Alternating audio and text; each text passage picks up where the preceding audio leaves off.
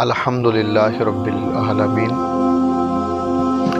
والعاقبۃ للمتقین والصلاۃ والسلام علی سید الانبیاء والمرسلین اما بعد فاعوذ باللہ من الشیطان الرجیم بسم اللہ الرحمن الرحیم وما ارسلناک الا رحمۃ للعالمین آمنت باللہ صدق اللہ العظیم وصدق رسولہ النبی الکریم الامین ونحن علی ذلک من الشاہدین والشاکرین والحمد للہ رب العالمین ان اللہ وملائکتہ یصلون علی النبی یا ایہا الذین آمنوا صلوا علیہ وسلموا تسلیما الصلاۃ والسلام علیک یا سیدی یا رسول اللہ وعلی آلک واصحابک یا رحمۃ للعالمین بلغ العلا بکمالہ کشف الدجی بجمالہ حسنت جمیع خصالہ صلوا علیہ وآلہ۔ اللہ جل شانہ کی حمد و ثناء کے بعد نبی مکرم شفیع معظم والی کائنات بلکہ مالی کائنات احمد مجتبیٰ جناب محمد مصطفیٰ صلی اللہ علیہ وآلہ وسلم کی بارگاہ اقدس و انور میں درود و سلام پیش کرنے کے بعد نہایت ہی واجب الاحترام اللہ جل شانہ نے اپنی لاریب کتاب کے اندر ارشاد فرمایا وما ارسلناک الا رحمۃ للعالمین، ہم نے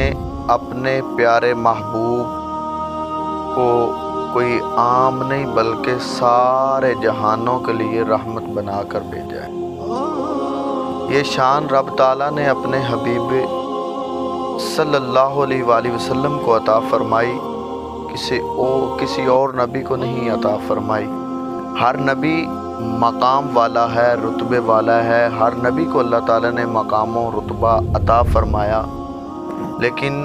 حضور علیہ السلام کو اللہ تبارک و تعالیٰ نے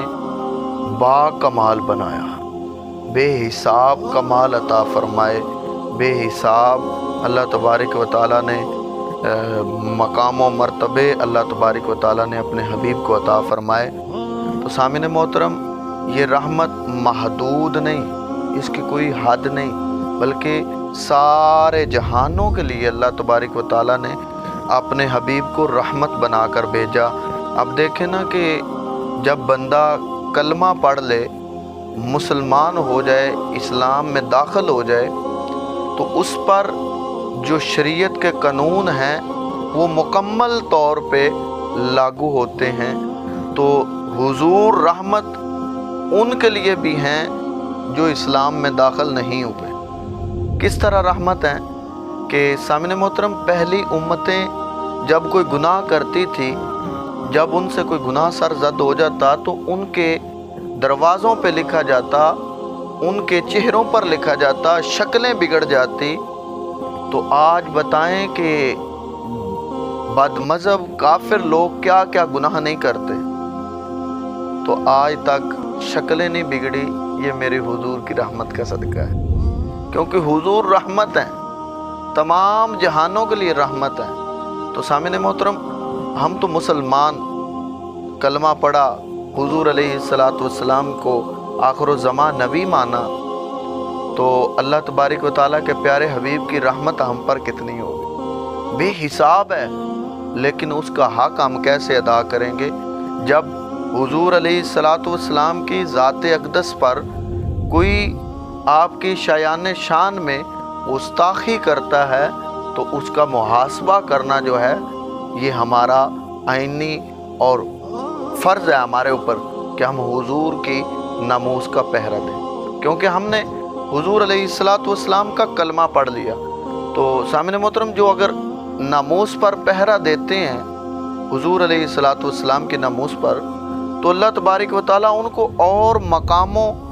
مرتبے ان کو بھی عطا فرماتا ہے، کس کے صدقے؟ اپنے حبیب کی عزت کے صدقے۔ تو کوئی بندہ یہ نہ سمجھے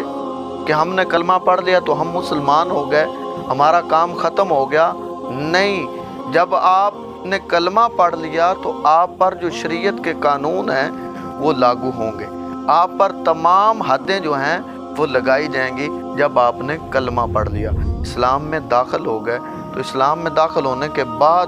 بندہ بد کرداری، بد زبانی اور بد عہدی اور چغل خوری، غیبت، اس طرح کے اگر کوئی کام سر انجام دیتا ہے تو اس کی سزا بھی ہے۔ اس کی سزا اللہ تبارک و تعالیٰ نے رکھی ہوئی ہے۔ تو ان چیزوں سے تھوڑا سا اجتناب کریں، کیونکہ ہم حضور کی رحمت کے صحیح طرح سے حقدار بن جائیں۔ تو نبی پاک علیہ السلام کی ناموس پر پہرا دینا شیر دل کا کام ہوتا ہے، بزدلوں دلوں کا کام نہیں ہوتا۔ رحمت، جو لفظ رحمت ہے، اس کا جو مستحق ہے وہ وہی ہے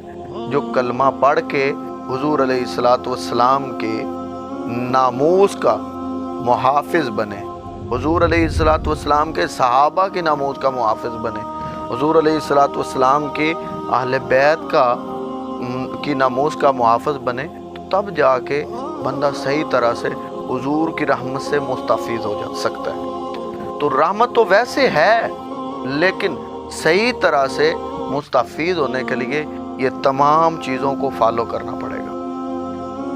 تو ظاہری طور پر تو مشکل لگتا ہے کہ حالات جو ہیں وہ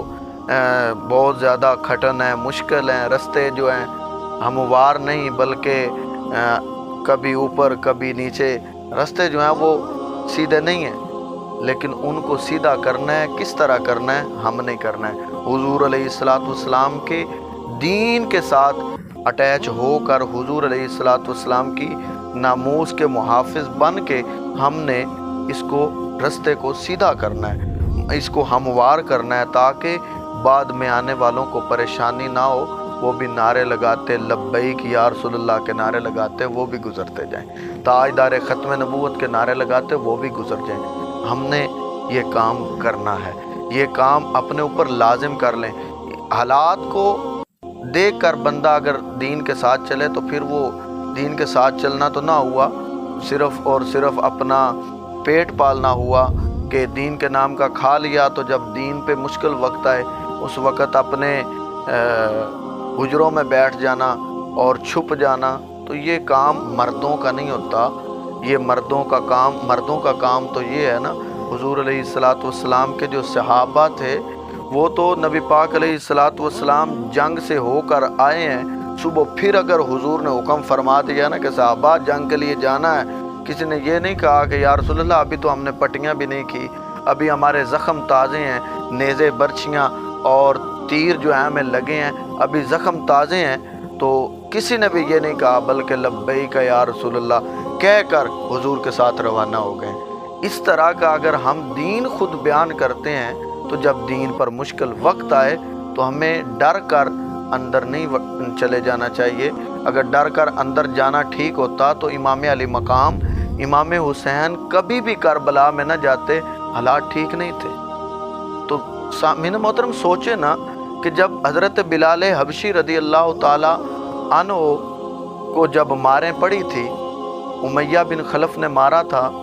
تو کیا اس وقت حالات ٹھیک تھے؟ حالات کبھی بھی ٹھیک نہیں ہوئے، ہم نے خود حالات کو ٹھیک کرنا ہے۔ تو وہ حالات کس طرح ٹھیک ہوں گے؟ اس وقت ہی ہوں گے جب ہم صحیح طریقے سے دین کے ساتھ اٹیچ ہو جائیں گے، دین کے ساتھ اس طرح منسلک ہو جائیں گے کہ ہمارا جینا، ہمارا مرنا حضور کے نام پر ہوگا، تو اللہ تبارک و تعالیٰ کے پیارے حبیب کی رحمت کے ہم حقدار بنیں گے اور اس رحمت سے ہم مستفید ہو جائیں گے۔ آج سے عہد کریں کہ ہم نے اپنا جو قدم اٹھانا ہے اس قدم کو اس طرح اٹھانا ہے کہ ہم نے دین سے باہر نہیں نکلنا، دین کے ساتھ اٹیچ ہونا۔ اللہ تعالی ہمیں عمل کی توفیق عطا فرمائے اور صحیح معنوں میں حضور علیہ السلام کی رحمت سے مستفید ہونے کی توفیق عطا فرمائے۔